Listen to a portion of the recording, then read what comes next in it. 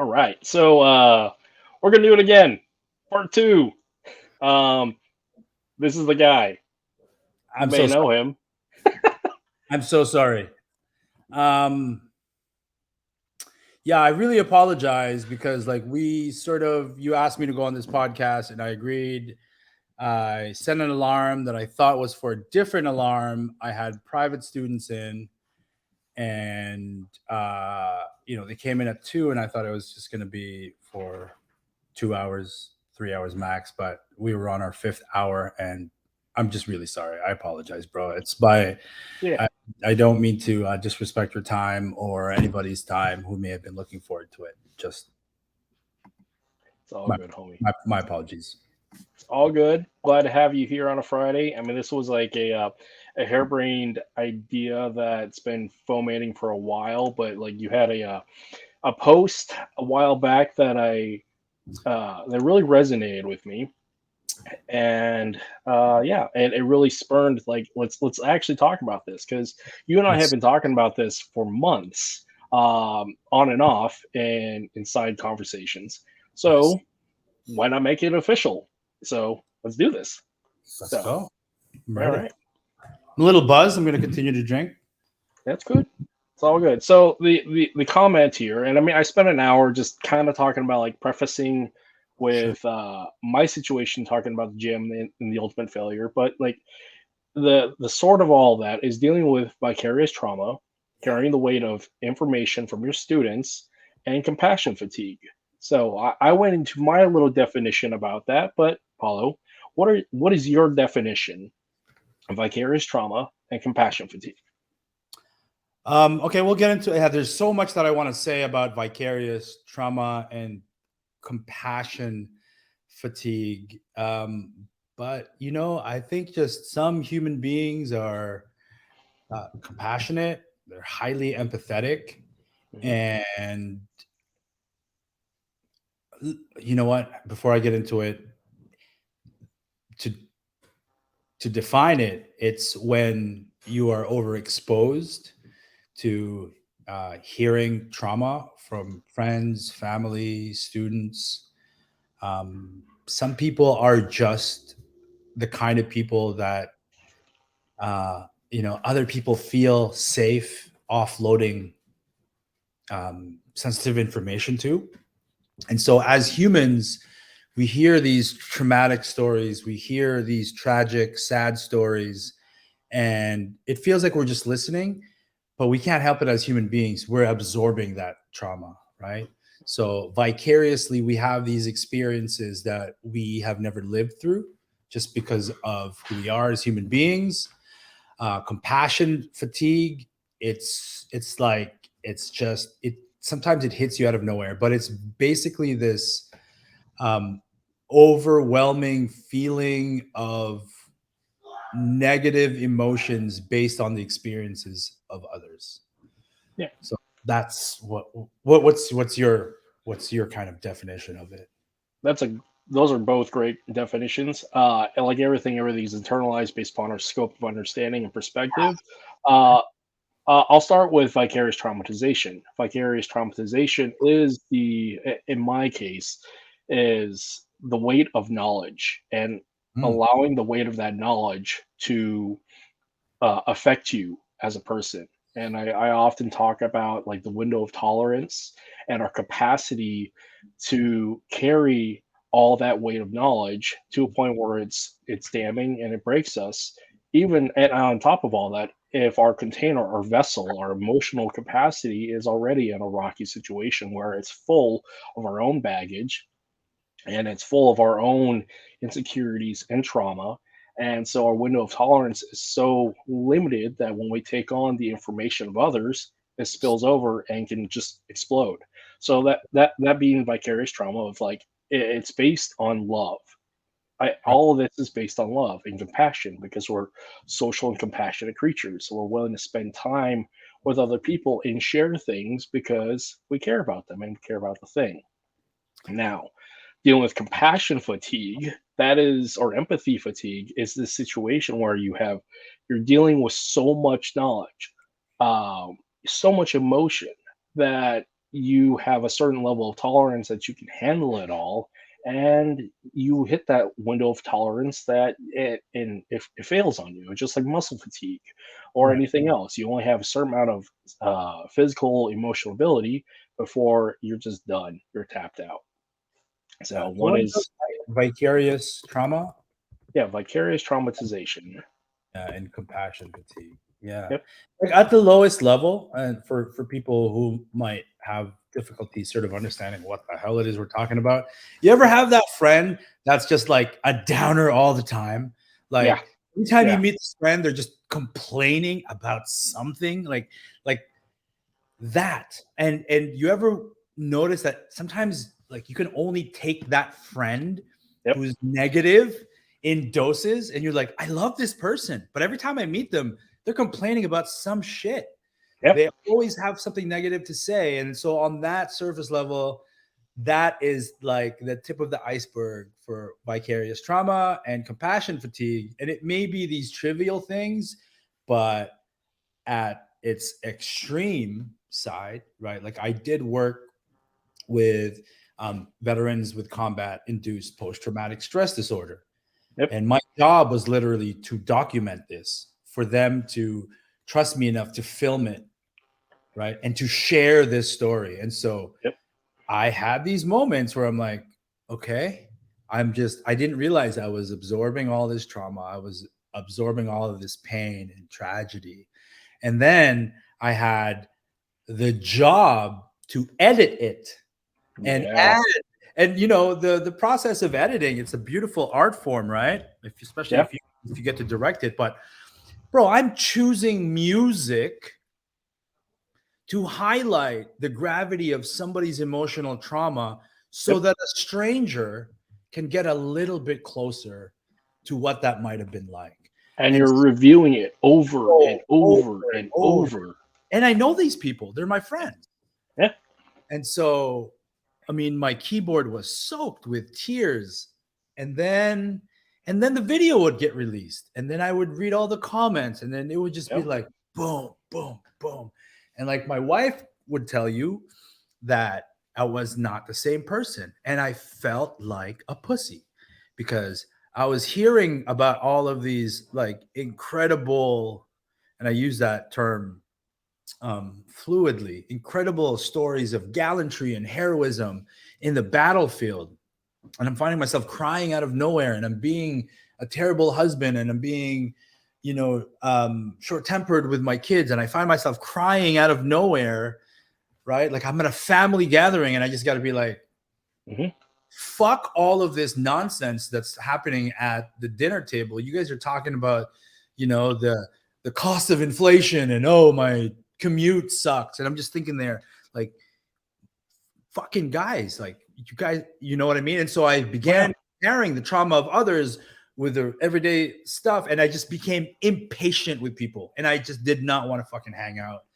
Yep. And I kind of I went into the inside of Paulo, and it was just on the outside, it was like I didn't care about anything because it was fucking all trivial. And I lost sight of just like the beauty of the small things. And because of this, it was like I couldn't find like compassion and kindness and caring for the little things because Yep. I always compared them to the terrible shit other people went through, and that's not a right way to do it. That's not.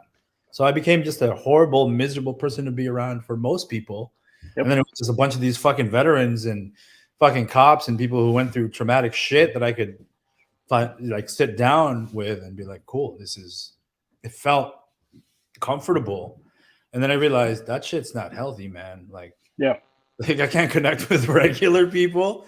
That wasn't cool. So Well, I mean, you get associated to a tribe and a comfort zone. It's the issue of anybody who goes and does a difficult thing, and it's typically the military. You hear this, but it's also true in law enforcement. It's true in medical. It's the whole experiential association thing of you weren't there, man. You don't know because you didn't experience it. But the fact is, if you experience it by proxy, by absorbing that information constantly, like in the case of let's talk about attorneys. or people who deal with medical reports of incredibly traumatic events. They're revisiting this information over and over and over, and they're intaking all that pain. And in a lot of ways, that pain turns to rage. Like in the case of me, dealing with a lot of the case files that I dealt with a lot of the kids that were coming to me by way of the behavioral health community and by way of CPS, and dealing with their home life and their case studies. I mean, the stuff that I was privy to made me angry Yeah. because, I mean, for one, it's a protected group that Right. should be cared for no matter what. It's children, and when these evil things occur to them or these harmful things occur to them, I get mad and I get angry. And because I'm emotionally invested, because one, I was one of those kids. And two, I worked with a lot of these kids growing up and lived with them through foster care. And then dealing with it professionally and knowing, and this is that part about weight of knowledge and that issue of you feel not so much helpless, but you feel like you can't do anything about it because you lack the authority. And with that, you're carrying all that weight Yeah, it's of that guilt. knowing, yeah, and it's guilt. So, yeah, Yeah, I did a video series for battered women's shelter. yeah, At the same time, I was doing combat induced post traumatic stress disorder, and it was just like, yeah, it was a lot. And um, psychologists, these folks are trained, yeah, right, to absorb it and to get rid of it. There's that, whatever that is, some sort of professional training. But I didn't know at the time. yeah, I didn't know what the hell I was doing.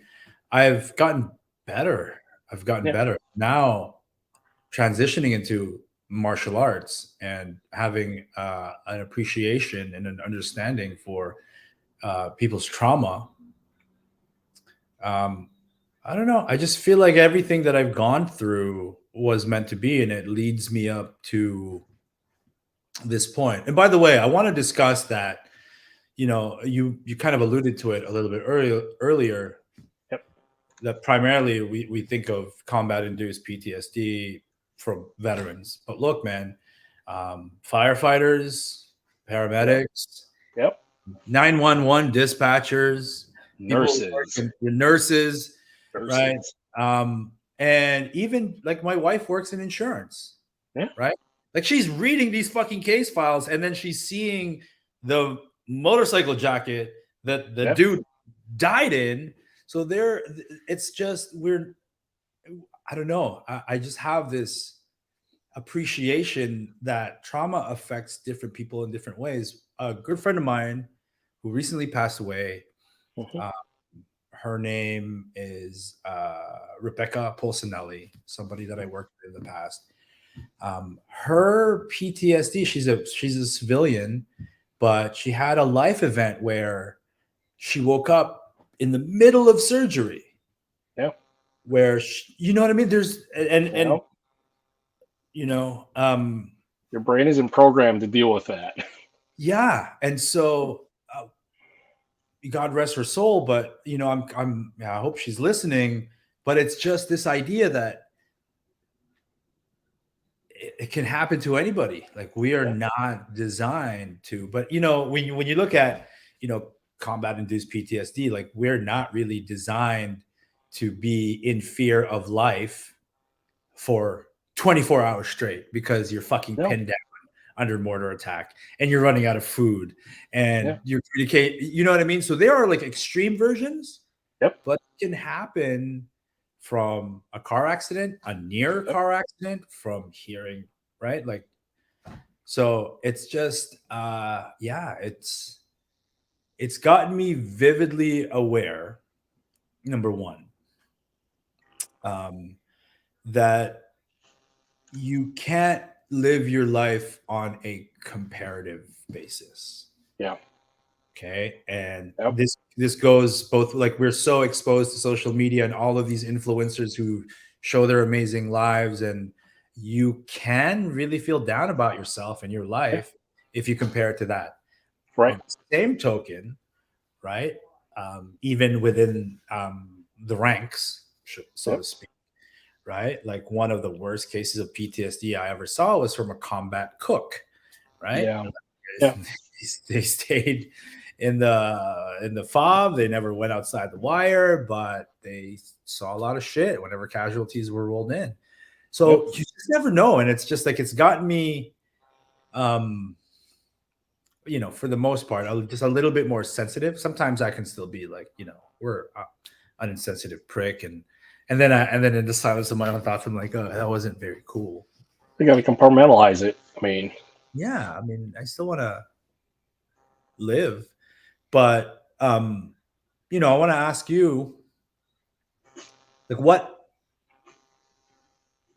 what are some of your tools, coping mechanisms, or do you just avoid it whenever somebody tells a story? You're like, fuck, bro, I don't want to hear that shit. Like, well, yourself, or have you found tools to still remain compassionate and empathetic? yeah. So like in the first hour that you missed, I was rambling on about the end of the gym and giving a lot of context as to the end of the gym. And I'm not going to go back into that because it's been done and we'll do it again at some point later. But the big point about it is the things that I've really adopted in 4 years of serious therapy. Okay, I've gone through a lot of psychotherapy, trauma therapy. The fact is, I'm coming off of an intentional overdose and suicide in 2019. And it was the culminating event of carrying so much weight and baggage of all the things particular to my students, my clients, my Right. home life, all that compounding stress. Yeah. And I buckled because one, I myself was not ready. I myself did not have the strength and stability of base, having not spent the time to go through all that emotional work. Now, the cool thing that I say cool, but for me, it was a cool thing. Of the 4 years I was given the opportunity through COVID and life thereafter, is I've been able to spend a lot of time in therapy. I've spent a lot of time going through EMDR. I've spent a lot of time. I have some great medication. And on top of all that, I've adopted some principles that are very that can be used for others, but for me, they're important. One of them is brutal honesty. The reason for brutal honesty is it holds everybody accountable as to what I'm thinking, what they're thinking, and it eliminates manipulation. Because a big problem that I was running into was being a manipulator. Because I was trying to shuffle so many games to make success seem like success when the fact is I was failing. Because like the other side about vicarious traumatization is we get emotionally invested and involved and we want to help and we're crying at the dinner table because people aren't associated with what you're thinking is important. But the flip side of that is extreme narcissism. Like, look at me, look at all the work that I'm doing to help everybody. And that was the case with me with the gym, is I was doing a lot of things very publicly to involve the community and saying, hey, the gym is the place, the team is the place where we can help you through all those hard things, whether it's going through recovery, alcoholism, uh, trauma and abuse, combat trauma, all those things. At the gym, the Fight House program is the place. And guess what? Who's the person leading it? Me. And that was incredibly narcissistic.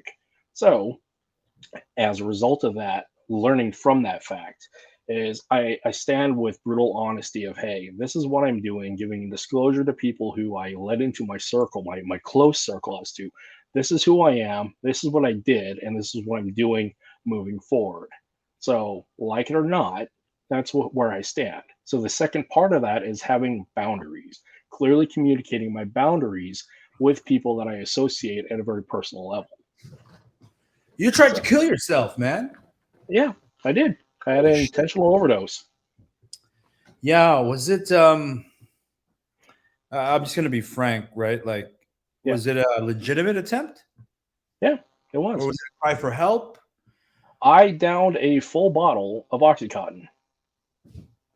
Fuck. Yeah. Fortunately Uh, enough, the other side of that is I didn't have the balls to shoot myself. So plain and yeah. simple. I had been dancing on it. So here's another one. And I talked about this in some other writing. I had been suicidal for months, actually years. I've been dealing with my issue of being bipolar and dealing with my own trauma, my own upbringing, and the things that I was involved with, especially being homeless. I was a homeless teenager at 17, 18 years old. I got attacked while I was homeless as a teenager, okay, living in my car. So there's some stuff in there. The army gave me a window to like adjust with stuff and find an identity and move forward. But the army itself, when I went active duty with the intention to go to war, that didn't happen. But that itself was not a good, healthy place to be for somebody who's trying to work through some shit. So trying to do that after the fact with the gym, still hadn't done the work. So I mean, I've had actually 4 suicide attempts, and the last one, I came to the realization with the idea of I may have to live in my car again because my wife and I were in the process of divorcing.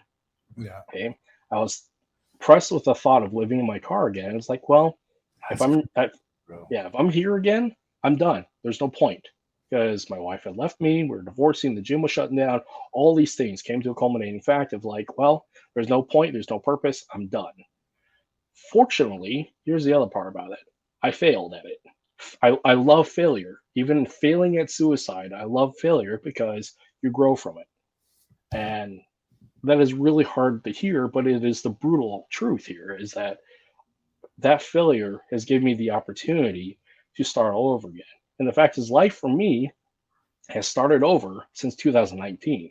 My life moving forward is the other part about this is I'm so tired of living the way that I was living and feeling I was dying on the inside.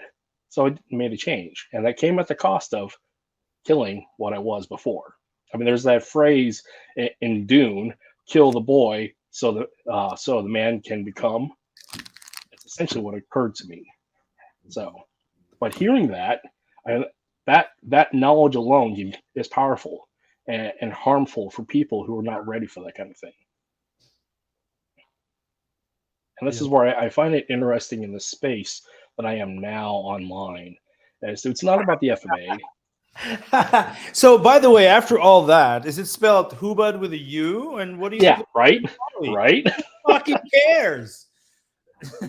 What cares is about we love a thing and we should be sharing a thing and Yeah. being compassionate with everybody else and saying, hey, we're here, we do this thing and we're joined together because we love it. So let's share upon it. The hard part about that is when you share that thing with other people and get to know people, you get to know their stories, their circumstances, and again, back to that cycle, vicarious traumatization, weight of knowledge. You know, a lot of people come into my circle just by virtue of what I do and, you know, being an influencer and all that shit. Yeah. You popped into my radar. We had some good conversations, and then you disappeared for a while. Right around COVID. Didn't know you were trying to kill yourself. But, you know, if I could pride myself in being successful at any one thing about what I've done is in finding and trying to support people who I feel have something to offer, whether that's in the tactical community, the way somebody thinks, maybe Yep. somebody articulate. And yeah, I noticed this about you, bro. And we've never met each other. I don't really know you. No. You don't know We're me. trying to get you to come to Alaska. Oh, I want to go fishing, right? But I do think, for what it's worth, that you do have something to offer. And, you know, I'm not a fan of the rubber chicken. Sorry. Yeah. People are. That's okay. I can be frank with you, right? I got to be Yeah, brutally that's honest. fine. Because I actually think that you're way deeper and you have so much more to offer. And I feel like the whole rubber chicken thing is like a crux. I think it's a safety net. I think it is a way for you to be self-deprecating, even though I think you have a lot to offer. You're an intelligent guy. You have life experiences. You have martial arts experiences that can stand on its own merit. So what's up with this whole thing?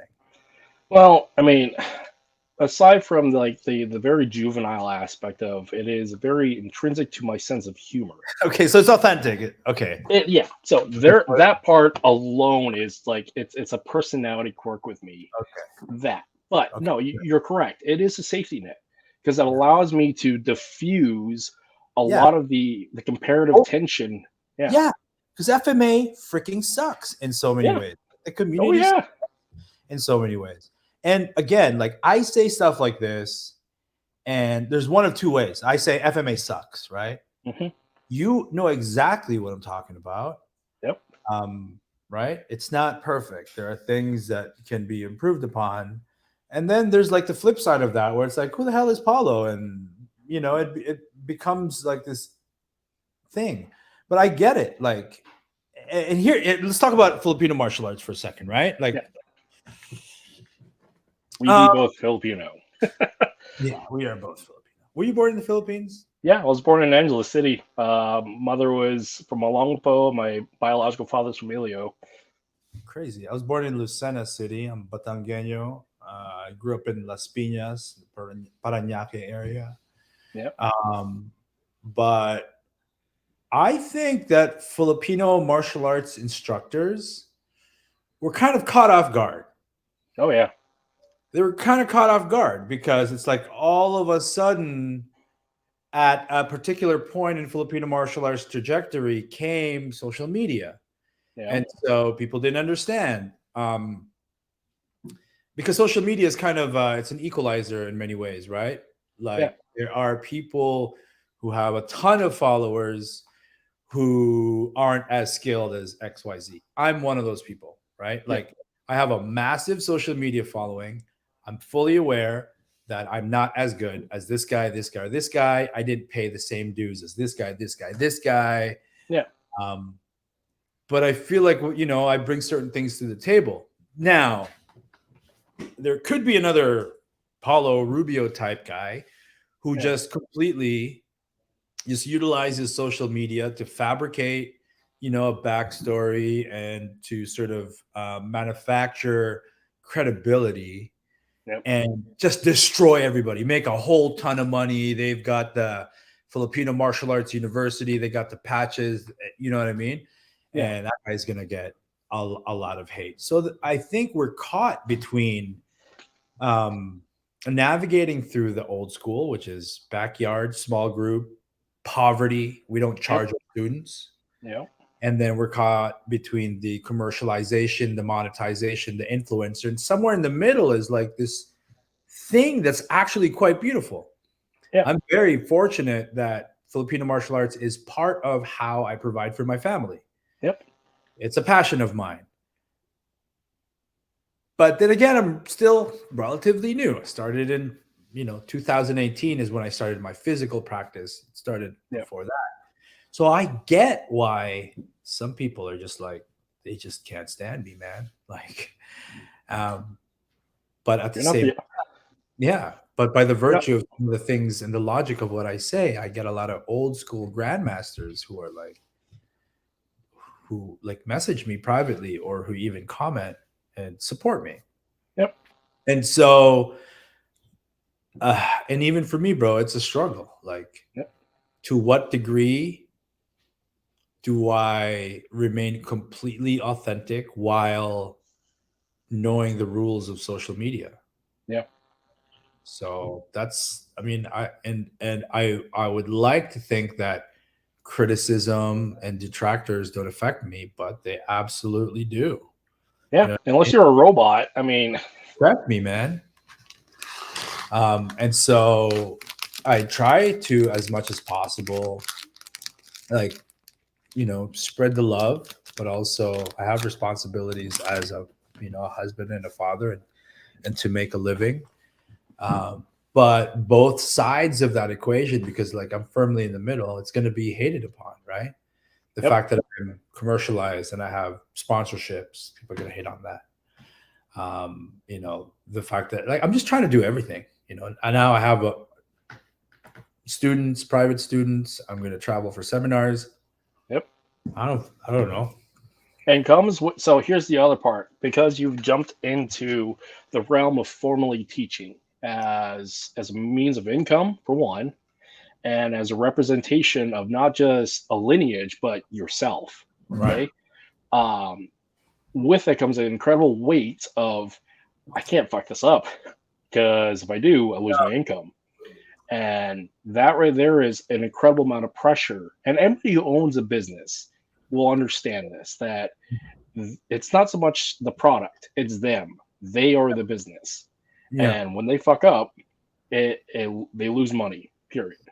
Yeah. And on the micro level, Yeah. Do I risk offending somebody who has a following, who I would Yep. like to sell a knife to? Yep. Do I risk offending them for the sake of truth and sacrifice potential income for it? This is Yep. constantly what I'm doing. And for the most part, I lean on the side of truth. Yep. And I could be a whole lot worse just by trying to peddle to the broadest common denominator, or the Yep. least common denominator in some cases. But yeah, I don't want to do that, you know? Yep. And Yeah. the thing you're also running into with teaching now, I mean, like, which is the crux of all this, is the weight, just the fact of you're now accountable for you are. It's one thing being accountable online vicariously by putting content out there and Mhm. people taking that information and doing whatever they're going to do.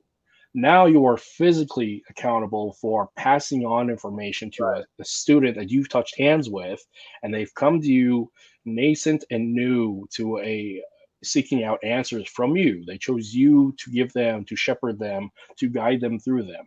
Yeah. And for a weaker person, that can lead to a power trip and manipulation and narcissism, but to a genuine good person. And this is where like that medium ground is, the coaches, the Yeah. good, they have an opportunity to guide somebody through that whole process. And in the process of doing that, they get to know this person really well and get to know their circumstances. And with that, you get to know their successes, their failures, their wishes, and their fears, and what led them to their why. And that's where I'm at now with martial arts is I start everything with what is the why? What is the reason? And of course, the why changes. And so dealing with anybody who comes into my life, whether it's martial arts or otherwise, I try to figure out what is the why so I can understand the boundaries and understand the level of truth that I'm willing to take on from them. And I Can I say wonder, something? yeah, I so I wrote about this lady who is, in her mid to late 70s, who had yep, gone through trauma and has chosen me as her instructor. And I meet people who have all sorts of issues. yep, And this is going to come off the wrong way, right? But I decline the savior mentality.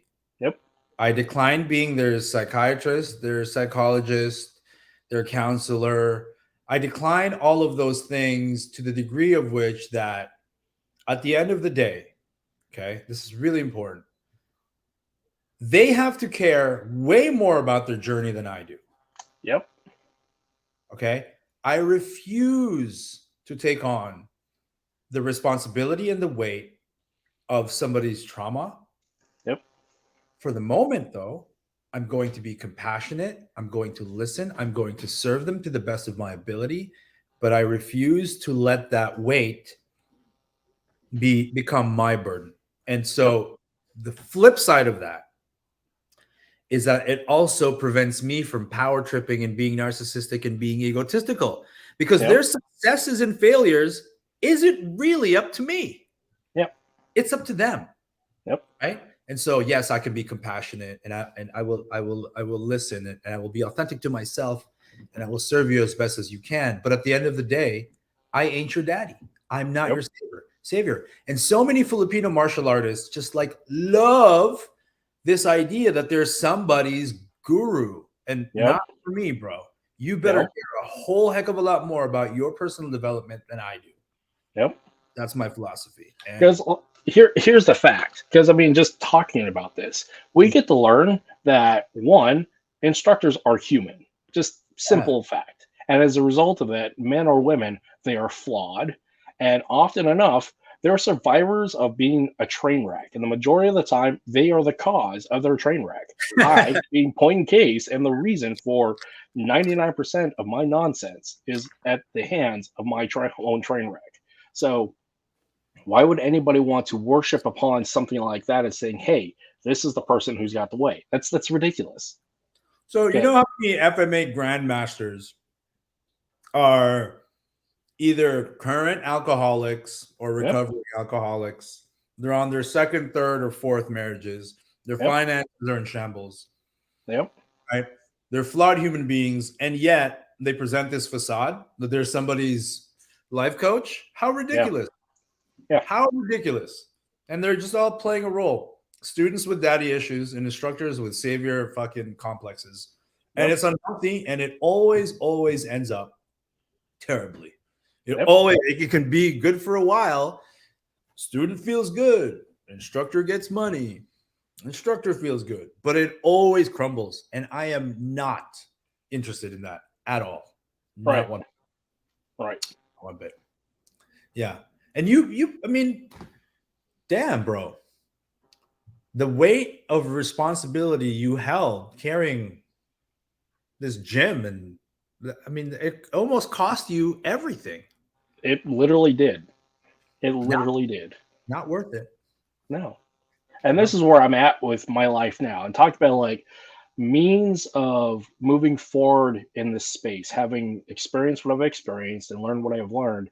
The things that I've really gotten to is I do stuff that makes me happy. I do stuff that doesn't come into conflict with my ethos and my integrity. I interact with those who I want to interact with that will show up for me, for one, emotionally, physically, all those things, but more importantly, will show up. And two, the relationship is reciprocal. Because here's the other part about post the gym is that I got so many comments and people trying to figure out, oh no, the gym is closed. How am I supposed to teach? How am I supposed to get my workout in? Who's going to teach my kids? This, that, and the other. They were more worried about the service and not about the situation or the person. And this is the case with anybody who's owned a business. When you shut the business down, how many of those people actually care about you, the person, versus the service? Okay. Yep. There's that. So with that, I only want to interact with those who are actually going to meet me on the same emotional playing field of I give you, give in return. Now I understand people are going to give to a certain level, but the fact is if I invest time, I would like to have that in reciprocation because it's a relationship that you're building with people. Now there can be service relationships, but as like we go into depth, there should be reciprocated across the board. So I want to do things that make me happy. I want to be around the people who make me happy and hold me accountable because I don't want to be subject to all that emotional garbage. Because just the same, like the friend who is constantly complaining about shit, it's also the friend who's constantly overhyped about things, and that also is Yeah. a lot to carry. It's So, and you also got, and what's common to both of those, they're always the friends who come to you when they want something, versus like, hey, I would like some help. Can you reciprocate that back to me and make this as an even playing field? And what that I found is that circle is really, really small. super small. Yeah, it's so interesting, man, because like think about all the things that are being balanced by somebody who's trying to make a living through the Filipino martial arts, right? They may have made promises to their grandmasters to propagate the art. Yep. They may be passionate about the art itself. It is their source of income. It is the Yep. primary source of their interpersonal relationships with other human beings. Yep. It has a correlation with how they deal and how much time they have with their spouses and their children. There's so much. And I think, I want to think about this. I mean, I understand and I get it. I get why people lose their way. And I get why people tell stories of heroism that make them seem more credible than they are. I get why. I mean, I know this one instructor. I'm not going to name him by name, but like he would do stuff like he would sell a bulk passport for private training, right? Yeah. Right. So it's like, okay, so I mean, the students come to me, they pay me my hourly rate, right? And they pay me right away. Then sometimes instructors are like, okay, well, you're going to buy 10 private lessons. Here's your punch card. Every time you go to a private lesson, I punch that card, but you pay it to me all at once, right? Yep. I've heard of students complaining about other instructors who are like, hey, I bought this, you know. And again, it's because they tell me stuff. People tell me stuff. Yeah. Yeah. Yeah. Like I bought this, you know, 10 pack for private lessons, paid it all at once. And they never showed up. This guy canceled on me like the last 7 times, and now I can't even get a hold of him. Yep. And then it's like, you know, I get it too, man. You know, like maybe there's a miscommunication, but I don't know, man. It's really easy for Filipino martial artists to lose their way because there's so much hanging in the balance, right? There's so much hanging in the balance. We don't have the history of some other legacy Asiatic martial arts to hang on. We just don't, because we are chartering the future, and we're doing it at all on social media. Because let's face it, the Japanese, Okinawan, and Chinese martial arts, that was already done a couple hundred years ago, and we're just carrying the water forward. Filipino martial arts, it is now being fought out all on social media, and we have an incredible amount of balance and honor for that, but we also have a lot of weight to carry. And the crazy thing is that we can look and we can be like, that guy's doing it right. That guy's doing it right. He's running a successful business, but they're vilified. They're like, oh, he's commercialized. Oh, look at him. He's selling belts. And it's like, it's almost like we can't bring ourselves to learn from one another because we're so stuck in our ways. I'll name names, right? Like Datu Tim Hartman has a brick and mortar Filipino martial arts academy that's been running for a really long time, which is awesome. Right. Paulo Ladra also has dedicated, and he's got an online course. Tuhan Jared, you know what I mean? But a Filipino martial artist who doesn't have those things would be like, oh, he's overcharging, or he's only doing that for income. And it's like, bro, learn from this guy. I think there's a tendency in Filipino martial arts to, instead of want to learn from one another, is to compare each other's journeys, right? And identify where we might be proud, right? And then when that other person isn't doing it the exact same way, then it becomes a source of shame. So it's like, I do it XYZ, and I'm proud of that.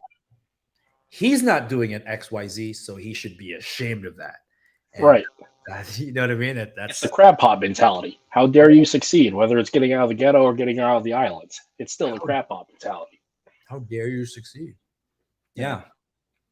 But yeah, this going back to the topic of this conversation, you know, vicarious trauma and compassion fatigue. I wonder how I'm going to do as I continue. I'm trying to experience everything, right? Filipino martial arts. Like I'm fighting dog brothers. I'm fighting people from different systems. I got my online thing. I'm trying to be an ambassador for products. I have social media. Now I'm teaching in person. I'm going to do seminars. I want to do it all. I want to get the totality of experiences, so I can speak with some level of authority through experience about them. But I wonder, like, if I'm going to experience like a catastrophic failure, I wonder if I'm going to be able to identify when I'm like, Paulo, you've lost your way. Like you're just completely in it for the money now. Yeah. I have no idea, man. And the thing where I came to the realization, actually looking at it back retrospectively, the thing that I found is when I was more concerned about the gym and what people thought about the gym and being there for my team more than being there for my children and my wife. That was the point when looking back at things, that was the point, the time. Because let's face it, I spent more time with other people's kids and investing more emotionality in other people's kids than I did my own. I mean, in one light, I look at my children grew up in the dojo. They grew up in the gym. I have photos from when they were born all the way up of them just being in the gym. And I have a hard time looking back at a lot of those photos and videos of saying, hey, that's a beautiful photo of my kids doing something that they love and spending time with me. Because I get hijacked with this notion of all the other crap that was going on in the background where I wasn't making enough money. I was fighting with my wife. There was things, just all those awful things. And I can't be present in the moment of saying, hey, this is a beautiful moment in time and history and a memory. So what looking back at all that too is again that point, that line was when I was spending more care and emotional uh, resources on other people's children and situations versus my own. And that, as a suggestion from a friend, that is something to consider. You know, there's a flip side to that. Yep. Um, we live in these modern times where, like, you know, dads spend more time with their kids and they're more involved. Hmm. Um, Traditionally, historically, that was never the case. Yeah. You think about just overseas Filipino workers, their dads lived, you know, 11 months out of 12 working in Qatar or in Saudi Arabia. And their goal, Albania. Yep. yeah, they're or in the military. Yeah. The role of the father was to provide for their family. And now, Yeah. so I think we're being made to kind of like find this balance where we're more involved in the household, we're more involved in the upbringing of our children, but still being the provider, still fulfilling these traditional roles. So, like, for you, maybe you shouldn't look at these photos from that perspective. Maybe Yeah. you got the best of both worlds, right? Like, yeah, you were spending time and you were more invested in other people's development, but your kids were in the dojo. Yeah. That's cool, man. That's Yeah. amazing. Yeah. You know? And kids are incredibly resilient. You know this from your own friggin' childhood. Kids Yep. are resilient. And I think just like sometimes we can't do it all, man. No. And here's the flip side of that. And I am a very unique and a unique situation. I am I'm fully medically retired. And so that gives me the opportunity to be home full time. My Fuck. wife and I have flipped roles 100%. My wife just finished graduating from nursing school. And so she is going that full route as a primary breadwinner. Caveat to that is I live off of my military disability. So it's not like I'm not bringing income, but I am. But what that gives me the time and the freedom. This is the best part that I reframed Amazing, all that. man. That's good. I get Fucking to spend time with my kids yeah. and I get to spend time working on myself, parenting that inner child. So that means I get to go through all my therapy and all through that process. And I am a rare circumstance that allows for that. And I feel for all those. I have compassion and empathy for all those other men out there who are trying to figure out being fathers Yeah, by rough. parenting their inner son and having a hard time with it. And this is where I'm hoping with like conversations like this and the stuff that I want to put out there, the thing aside from the rubber chicken, but all the introspective like mindfulness stuff is really like let's help dads be dads Yeah. and talk about our emotions because the fact is we are emotional creatures. Let's just accept the fact that because we love FMA, that means it's based in love and we have emotions. Period. You didn't I take mean, the lump sum. Did you get the lump sum option? no, I have. It's not a lump sum. It's like living off of retirement, but it's a disability payout. So That is, pardon the conciseness of it. I think that's great. I think the country owes it to you. And I think, yeah, there's a lot of veterans who receive benefits and feel guilty about it. Fucking live yeah, your life, bro. Like, enjoy that shit. If you can reduce, like, you know, your daily expenditures and it's yeah, comfortable, that is absolutely amazing. You paid your dues and live that out. Because then you get to explore Filipino martial arts and you get to be coach and you know, you bring something in, you get to spend time with your kids, get to support. That's freaking amazing, man. That's really good. Good for it's you. the end goal. It is the great goal that the universe has given me a second chance at after 2019, and I take it upon like talk about a calling where Filipino martial arts instructors have like a calling to promise to their grandmasters. I have a promise to my children and my wife that never again. And and so with that, I and also a promise to myself that never again. And what that entails is doing the things that will only be genuinely better for us as a family unit, and hopefully some of the other stuff that I do will help others, but not from the case of a commercial necessity, because that's the part that I find with the whole influencer culture is that they turn a thing that they're passionate about into a profession, and then they try to force that on everybody because they have that drive for the dollar. They have the drive for money, and You that's know what's hard. cool for me? By the way, I gotta say then, I take it back with the whole rubber chicken thing. I like it now. So for me, the cool thing, the thing that I'm fortunate about is that content creation is my passion. Yeah, It's what I went to school for, making yeah, videos, telling stories. It's my initial passion. It's the passion that I've been consistent with and that it always brings me joy. So now that I get to stack that on top of my other passion, Filipino martial arts, then there's always like that safety net where, you know, I think something like 95% of my videos is really for non-monetizable end. yeah, Um, my wife probably should hear that, but it's because of my passion for content creation and making videos, and also like um, Filipino martial arts is a wonderful stage. I'm yeah, an artist. yeah, I'm a performer. yeah, I like the criticism. I like the praise, and I embrace that as an artist. So, am I an attention whore? Yeah, 1,000%. Like, yeah. what, Aren't we all?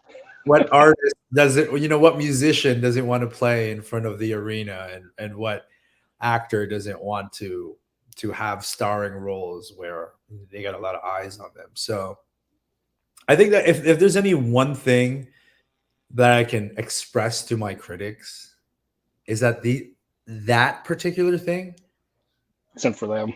yeah, it doesn't hurt me. It's like, Yeah, oh, you're looking for attention. Yeah, man. I am. I'm an artist. I want to make beautiful videos. I want to make cool videos. I want to express my art in the Filipino martial arts. And guess what? I also get to make it as part of my living. So that's the part that doesn't hurt. What actually hurts and what actually affects me is being misunderstood yeah, in terms of the content of the idea that I'm trying to express. yeah, It isn't the platform or the fact that I'm making videos. It's like, let the idea stand its own merit. And when I get particular kinds of criticism about that, I have to balance it because there's a lot of people that are just time vampires. And I get this, right? There was recently a thing on Filipino martial arts discussion where some guy got really upset that I disengaged with him in a conversation and then I yep, blocked yeah, yeah, to appease and protect their ego. They will say things like, oh, Paulo is just about performance. And when he's confronted with intellectual debate, he shuts them out.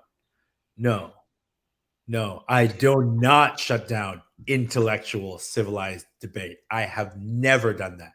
What I do shut down is time vampires who I've made my point. It's yep, not getting through to them. They continue and continue. And then they turn the tide to like personal attacks. And I'm like, I'm blocking you, man. yeah, You're not entitled to my time. You're not entitled to my opinion. So peace out. And then they get offended and they write all sorts of things. And then the list of people that I've done that to, they all like to band together and then chitter chatter. And so, you messaged me, a bunch of people messaged me after that thread on FMA discussion. They're like, oh, like, you all right? what the hell? Yeah, Yeah, I'm okay, dude. Like, it comes with the territory. So, it does. And what again, going back to that thing, if I only want to engage with those who make me happy and those who show up, because if you're going to steal emotional energy from me, if you're going to steal my time yeah, and cause, I mean, it's one thing to like you're challenging me intellectually, and that's good. But it's another thing like you're trying to dominate over me in a space that doesn't matter. Because yeah, back to the thing about Filipino martial arts, it's art. I much rather tell the story about artwork because I much rather do about Filipino martial arts for the art side, the history, and the beauty of it because I'm sure as yeah. fuck not going to use it in war. I'm going to flat out say it. I will not. FMA is, if I'm using FMA in war, I'm wrong because it's just Yeah, wrong. yeah, Period. yeah, straight up. And so with that, I would like to be on the side of those who share FMA or whatever we do for the sake of there should be more art in the world than there should be more violence in the world. Yeah. And the thing is, where I really appreciate dissenting opinion and really productive disagreements, Hmm. man, I have those people in spades. I'm surrounded by those people, right? I don't need it from a random guy.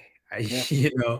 Those are just time vampires. I have a lot of people who I consult with, who are my mentors, who are my coaches, who tell Hmm. me in private messages and sometimes publicly, like, hey, I don't agree with you. And we have meaningful conversation there. So it's not, again, I think people just have an overinflated sense of the value of their opinion, especially online.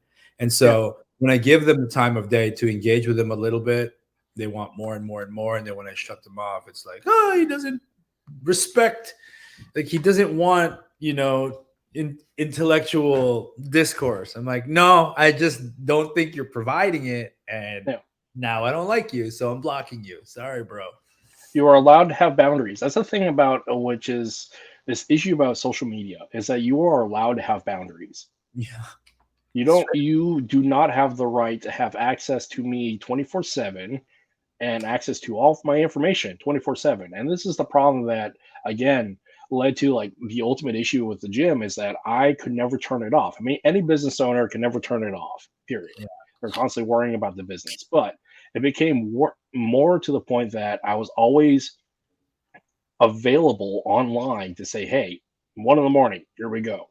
I always engaged no matter what, and did not have the discipline to turn it off and saying, "Hey, I'm home. Leave me alone. I'm with my kids. Leave me Yeah. alone." Yeah. Or in my case, fuck off. I'm blocking you. Yeah, And it's, I mean, it is what it is, man. It's funny to me sometimes, but maybe this is my fault as well because I like to be personable and approachable and accessible. yeah, That when I give a little bit of that to people, they have a sense of entitlement. But you're right. I- I don't owe them access to the stuff that I put out. But no, it's so offensive to them when I block them. It's so offensive. And I get it. Nobody likes to feel rejected. But for anyone that I've blocked, and because you're seeing this on Coach Kurt's Facebook page or wherever this may be, I just want to say, fuck off. I really don't care. or better yet, and on top of all that, it is okay to say no. It is Yeah. okay to say, "Leave me Cool. alone." Yeah. That is perfectly okay. We're Yeah. allowed to say that. But also this. If we find ourselves in person in the same event, I will be the first to extend my hand and say, it's good to meet you in person. Yeah, Because I know that every disagreement online that I've had with people wouldn't have played out the same way in person. right, Right. right. So, I mean, there are some people who carry animosity and they want to like throw hands. Like, let's go. The rules are set. Go put on a fucking fencing mask and we'll go a minute and a half and we'll have people watch, roll all the cameras you want. If that's the route you want to take, I'm open for that as well. I'd much rather not because I enjoy, fighting and sparring a lot. And I really don't like those kinds of engagements. I've had them, but they always end up great. They always end up with a beer afterwards anyway. So, Yeah, I mean, if you want to yeah, go through a little bit of pain, I go through a little bit of pain. Cool. It always ends up in the same place. I'd much rather circumvent that, shake your hand, give you a hug, and go, okay, what was that about? Let's go. yeah, I'm going to go unblock you now because, we have that. So online communications are like totally different. Um, but what I wouldn't want to happen is for people that I've had online disagreements with, we're at somebody else's seminar, a yeah, grandmaster that we both respect, and then our personal differences bleed over and affect the group. I yeah, I would much rather just step out, right? If your ego just refuses to, I'll step out. I won't disrespect somebody else's seminar because of some stupid argument that we had online. So I'll be the yeah. first to do that. But I also will be the first to walk up to you, shake your hand, and go, "Hey, you want to talk this through? You want to go have a smoke outside, so that we can both enjoy this seminar together." If it doesn't work out, then that's fine. Maybe I'll Yeah, step. and that goes to like that emotional intelligence and having the presence of mind to like turn off the ego Yeah. and and let's face it, a lot of people just don't know how to do that, and it's okay, but it's still sad. So Yeah. I don't know, man. I've been through enough of it where it's like, dude, you paid money to be here. I most likely didn't. But I don't want to tarnish either of our opportunities to have a great time with these amazing people yeah, under the tutelage of this wonderful grandmaster because we had a disagreement about, you know, like the purpose of pressure testing. Stupid. No, I'll be the or first. is it Hubud or Lou? Yeah, So no, yeah, yeah. Yeah, I'll be the first to extend my hand, and I will. This is, I think I have 100% track record. I'm the one who walks up to that guy because you see this guy, he's like this, and I see him looking at me, and he's like, "Oh fuck, just come up to you, man." I'm like, "Listen, come here. Let me give you a big hug. Let's squash this for the time being. We can talk about it over a smoke or a beer afterwards, but let's go learn this fucking grouping system together or yeah, whatever." yeah, Yeah, it's too easy, man. Too easy. Yeah. sweet. Well, I don't know how much time you got. I mean, this was intended to be a short conversation, but I don't know how much further we want to play with this. And we've covered a lot of bases about dealing with vicarious trauma and uh, dealing with compassion fatigue. Uh, I think in the end of it, a lot of it is like knowing yourself, knowing your boundaries, and being mindful of that. And just Sure. the same with like time vampires is being mindful of how much energy are they taking from me and how Yeah. much am I allowing them to do that. And it's the same with taking on the weight of knowledge of others is like how much am I actually letting that affect me and Yeah. my health and wellness. And that is something that a lot of instructors haven't learned. And hopefully with enough good conversations, maybe by osmosis, just by learning it or by hearing it, they'll actually internalize it. But they need to hold the space and time to do so. So, I think well, so. Oh, I did think about one more thing.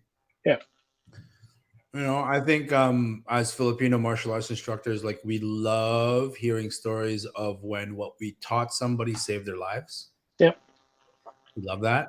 yeah, We feel good about that. And in close conversation with some Filipino martial artists, I've heard opposite stories where it yeah, cost somebody something dear to them. yeah, And so it's just like, I suppose, like again, it's that it's I can't internalize that. If I taught somebody something yeah, that cost them, I can't bear that weight. Just as if I taught somebody something that saved their life, yeah, I can't carry all that glory. It was them who did it. It was them who lived through it. It yeah, was the work that they put in. I'm just a vessel for knowledge and it passes through. What you do with it is on you. Um, you know, in social media, it can be very alluring to get praise from people, yeah, likes, shares, kind words.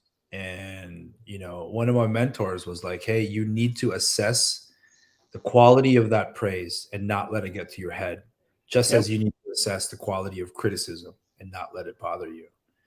Because it's easy to get sucked into the likes and the shares and the analytics. Very, very easy. yeah, And so, I sometimes I tell people who I really respect, and I'll, for the most part, private message them, and I'll yeah, say something like, "Hey, listen, one of you is worth 1,000 of them." And so, be mindful of what feeds your dopamine, right? yeah, Especially if you're going to be on social media, man. There's going to be a lot of people who are going to criticize you and who are going to praise you. And the quality of that individual matters. Yeah. Yeah. And Yeah. on that, I think you have a lot to offer, and you have a lot of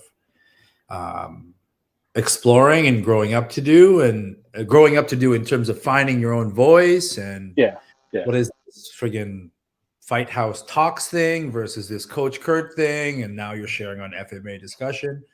Continue to explore that, continue to paint and share your FMA, because I really do think that you have something of value. And then when you lock into that particular style, that particular presentation, it's great that you don't rely on it for your livelihood, but that doesn't mean you can't go full steam ahead, right? If you see something that works, pursue that thing. If you see something that doesn't work, approach it with the same care and consideration as if your livelihood depended on it.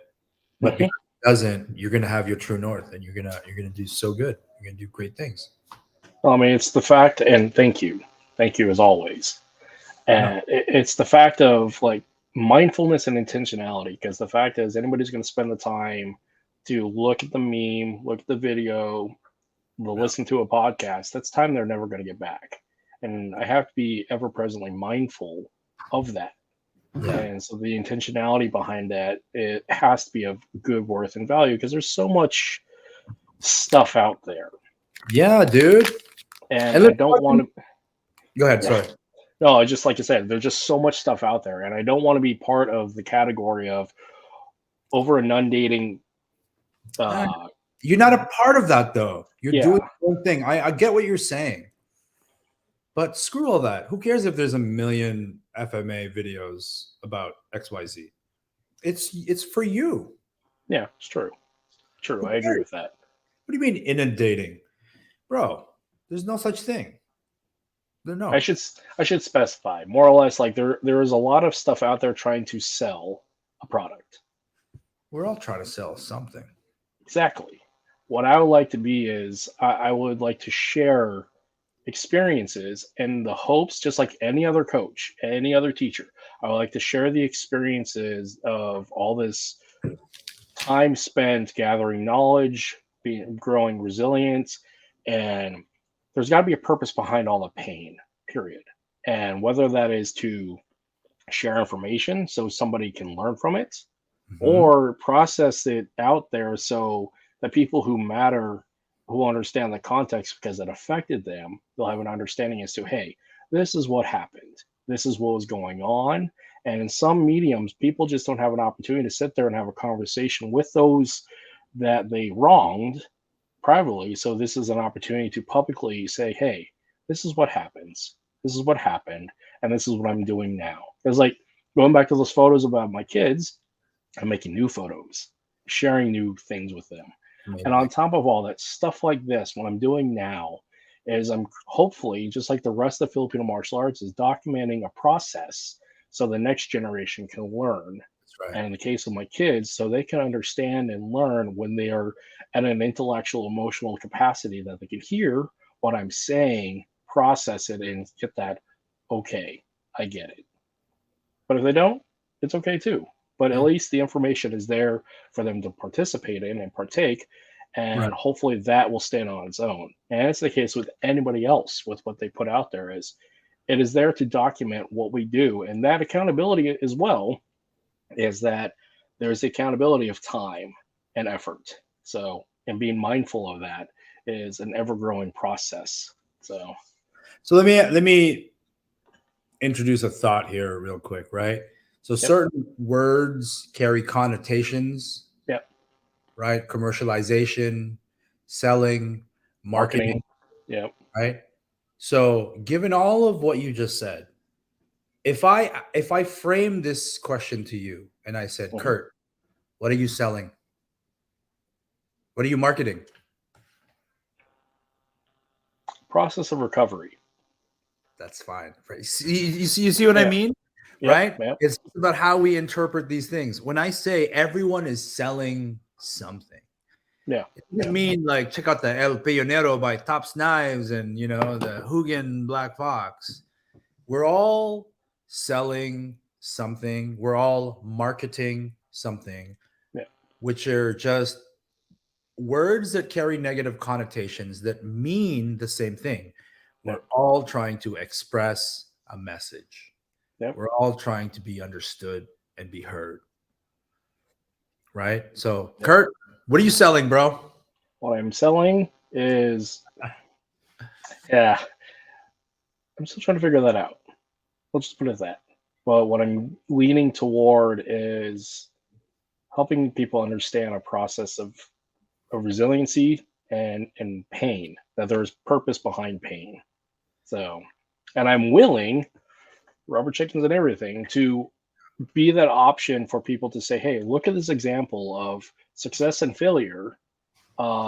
Because I have a strong sense of self now after the fact and all the work I've done. I have a strong sense of now of what I can do and that strength.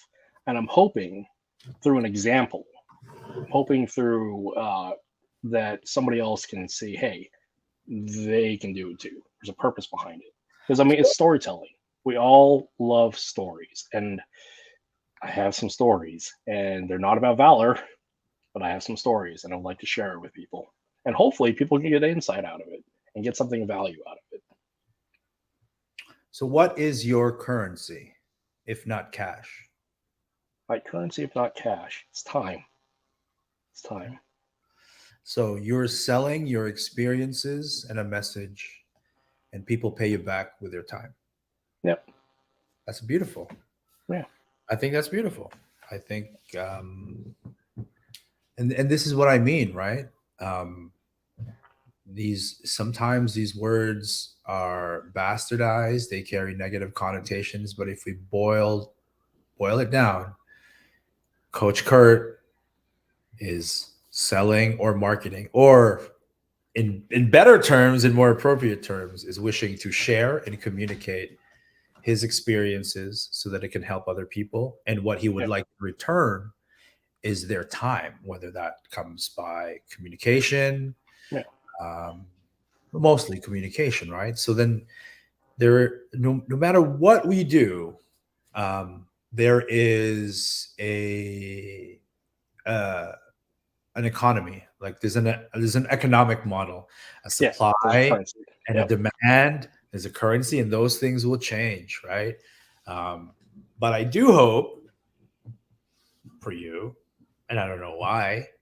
Like I do hope that you get to experience some of, because I think you're well on your way, right? Like to sharing your experiences from people, learning from them, and for them communicating with you, right? Yeah.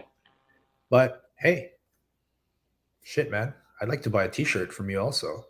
Yeah. Like if you came up with a knife, I would buy it. Like if you had an online course, I would support that. Not that that's important, but also it's an extension of this whole idea that we want to communicate, we want to share, we want to be understood, and we want to get communication back. One of the most painful things I think for human beings is being misunderstood. Yeah. Yeah. Super painful. Here's a fun bit of being misunderstood. I'm adopted. Okay. Straight up adopted. And even though I immigrated from the Philippines in '89, I was raised in America, raised by white people. So like being misunderstood standpoint of I don't truly belong necessarily to any sort of cultural ethnosphere. So when I meet up with other Filipinos straight from the islands, because I don't Yeah. speak, I get mistreated. And everybody else, I also get like this whole lack of representation. So I get stuck in this middle place of I don't belong and I'm misunderstood. And this is something I'm constantly working at. And I know the diaspora of the Phil-Am, or I should say, Filipinos outside of the islands have the same issue. I Yeah. mean, yeah. And that right there is and this is where social media can be a beautiful place to like saying, hey, I can express, even though I was born back to the islands and raised this way, but here's the context. Yeah. And telling that story. So, Yeah. I really don't like Phil-Ams. Or I shouldn't say that. But there was a point in my life where I really didn't like Phil-Ams, especially Filipinos who were born in the Philippines, and their parents immigrated to the United States while they were babies. Yeah. And but then I have more sympathy, right? Like Yeah. for this, because I was, I left the Philippines when I was 9, and I grew up in Canada without family, and so I understand some of the negative ways that can manifest, like a misguided search for identity, Yeah. clinging on to specific cultures and norms that other people may not expect of you, right? Um, and there's also that whole maya. You know what mayabang means? No. Mayabang is kind of like arrogance or show offy. So Okay. whenever Yeah. so whenever somebody like would go back to the Philippines and they were raised in America, they have this like mayabang attitude, like, Yeah. Yeah. oh, in America we don't do that, and it's like, bro, you're in the Philippines, you're Filipino, like, Yeah. calm down. Um, but yeah, do you remember the Philippines? Do you have memories of the Philippines? I remember blips of it. What I remember is smells. So like Baguio. We spent a Oh, lot of time in Baguio. So like living in the Rockies, like living in Utah, I have a strong connection to the pines there. While stationed on the East Coast in the Carolinas, the pines there. Living here in Alaska with the coastal pines, it's that smell of pine needles. That right. is probably the strongest sense of like home that I have. Well, there's a thing, But I right? Like Yeah. smell is the thing that ties us closest, most tightly to memory. So you Yep. remember the smell of the Philippines, do you? Yeah. Now the other part that I've run into is I also have flashes, and this is coming out of like EMDR and therapy through trauma. Is I also have little flashes and pings of like dealing with a coup attempt, like going through dealing with some of the gun battles that my dad was stuck in during the coup attempt against Marcos. So I mean that stuff pops up. So I Do you remember try to like your dad and your mom and I'm inside so um your brother? biologically I'm an orphan in all intents and purposes. Come to find out, So my even, biological so even your parents in the Philippines weren't your biological? no. No. So I was adopted. So my parents are white. They were stationed at Clark Air Base back in the 80s. Oh, Yeah. oh, so even you weren't adopted when you somehow arrived in America. You're adopted by white folks while those white folks were in the Philippines. Yep. What? Yeah. Yeah. What a That's a fun one. crazy story. Well, here's a fun part about that. Come to find Wow. out, my biological mother was a prostitute Okay. and But doing you were 23. Angeles City, right? That kind of makes Yeah. sense. So, and apparently I was born in a brothel. Go figure. But doing 23andMe, I have reconnected with a lot of like biological family because the narrative that I had told myself and accepted was that I'm an orphan, move on, I'll probably never meet any family, period. Yeah. My in-laws, Christmas a few years ago, set me up with 23andMe. I sat on it for a year, finally did it, and now I've met so much family as a result of it. I've yet to meet like siblings, but I've met so many cousins in the process of it. Do you know if your mom or dad, you know if your mom's still alive? No idea. No. Closest thing I have is like a third cousin, but so does everybody else. But the majority of my cousins that I have found are from Ilio. So That's good. And so you have, I mean, you have no idea who your dad is. Like you can't no, even begin to trace that back. I mean I have like general DNA tracing, but I mean names, I don't have Yeah, but anything. you're Filipino, bro. Like that's gonna be impossible. We're Yeah, all. That's a freaking interesting story. That's a really interesting story. And the yeah, scope of potential life experiences, that's very, very interesting. yeah. Can you see it that way these days? I That you're do because almost like a they're gift. Can you see the positive?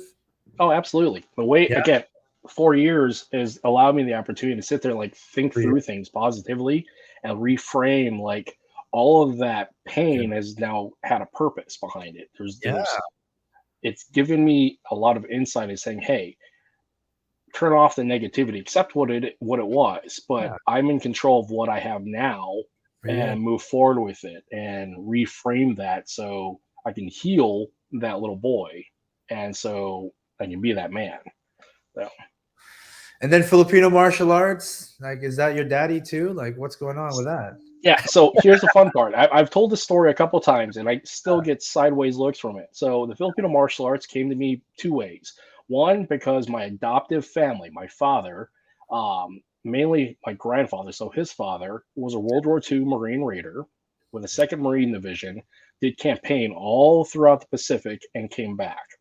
Somewhere along the way, he picked up FMA, mainly single weapon, single knife. Okay, taught it to my dad, taught it to my uncles, Who are got white? me. You're white. That's Okay. dope. That's But amazing. no names, no cultural references, just Oh my straight up god. here's knife play. I go to a Kyukido, it's like a Hapkido school in Utah, and there Yeah. happened to be a modern arnis black belt there who was one of the cadre. Filipino dude saw me playing with sticks, swords, and shit like that, and it's like, oh, you're Filipino, I'm Filipino, you must know FMA. It's like I have no idea what you're talking about. Hey, hold on, hold on. I want to do a separate podcast about this. This is a really good Yeah. story. Can we Okay. do that? I'm Yeah. like, this will be called like the most interesting FMA journey ever. You Yeah. were taught FMA by white Americans fighting a war in the Philippines who adopted you. Yep. That's and then when you came to America, that's a really amazing story. Is there any way, like, is your uh adoptive side of the family, your dad's side, are they alive? Like, Yeah. is Yeah. so you can kind of trace it back, like where he learned it from. You can ask him questions, Yeah.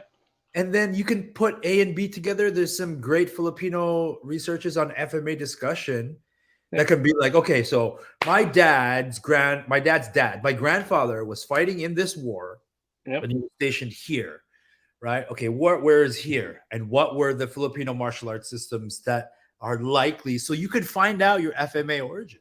Yeah, I would love to. Here's the other one. So, just by flavor of what I've taken in and by movement, I have been told that I move like a Sayok, Ah, but I have no idea what that means. I mean, I've ah, observed Sayok, but I also been told I play with PTK, which honestly I have been for like 10 years, but not lineage. But the fact is, it's all human movement. I just like right. moving the way that I move. So, Yeah, by the way, putting a if you move label like to it, a psyop, you move like a PTK guy. Because yeah. anyway, long story. So like putting a name to it is just like, dude, I don't know what I do. I have a knife and the knife works this way. So But did you ever like take any formal study, like the modernist guy? Did you learn from that modernist guy? yep, I learned from him for about a year. And then of course like the stuff I've picked up over the years in general from like traveling around with the army and just moving around. Like my true lineage, when people need to find out like who I actually belong to, because that's Yeah. another problem I run into, because I don't belong to any specific flag. Uh-huh. Belton Belton has really made me, or not made me. He's really suggested that I really need to like emphasize the fact is I'm one of his guys. Are So you? don't lose. Yeah, I am. It's really like, So I like that guy. well, I'm just you joking. have to. I love Belton. Belton's my homeboy. I'm just joking. Yeah. So by way of him, I'm underneath him for Balintawak and Asai. I mean, I'm going to be down the West Coast And and Water and Church Steel under this fall. Grand Tuhon Leo Gahe. So Belton is an instructor at NSI under Datu Kelly Warden. He's Yep. a level 7 under GM Bobby. Yep. And he is a Tuhon under GT. So Yep. you're Bitawak, NSI, PTK. But things that I'm Oh, formally specifically training underneath Belton as of currently is mhm. Balintawak, because I'm just trying to figure out Balintawak because I find it fascinating. You do not, I have not seen anything from you that looks like Balintawak. I know. Yeah. Yeah. But Balintawak is an important pillar in the totality of FMA.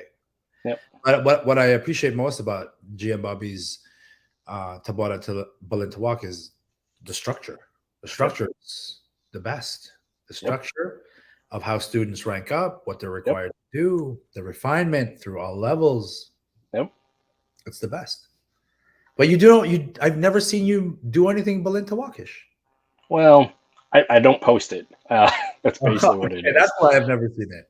Because Cooper and I mean, we're playing through block and counter, but it's very sloppy because we're both still trying to figure it out from distance. So there's that. But Wait, yeah, what do you hold on? You're trying to figure out Balintawak from distance? yeah. So Happening, bro. Belton, yeah, it's You need yeah. PTK with your Balintawak for that.